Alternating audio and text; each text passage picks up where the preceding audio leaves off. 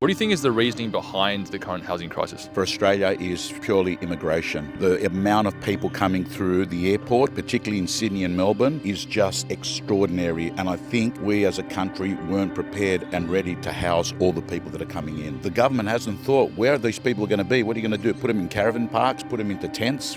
Yeah, so speaking of tents, we actually went to an area recently where there are a lot of people that have had to move into tents because they just simply can't find a place to live. What are your thoughts on that? That's appalling. That should never happen in a country like Australia. No person in Australia should be put in a position to actually have to live under a canvas with a piece of steel. That is unacceptable. That is a serious issue. Do you know right now there is public housing across Sydney that is empty? What role do you think governments have in ensuring affordable housing for people out there? You got to dangle a carrot to developers. The developers have walked away because the deal doesn't stack up. For a developer to make money, they need to buy land at a particular price, and because of all the building materials and inflation that's gone up, so they're just walking away. And if developers aren't building, there's no accommodation. If there's no accommodation, there is not enough for all the people that are coming through Australia. So I think a state government should dangle the carrot and bring developers back in there. Just final piece of advice out there for those watching that just simply can't find a place to live. The truth of the matter is, financially, if you can't afford a place to live, you've either got to look at the money that you're coming in or the money that's going out. That's a simple equation, right? There's a lot of granny flats going up in the back of houses. They're like a brand new unit. Listen, I feel for them, and I'm happy I'm not at that age.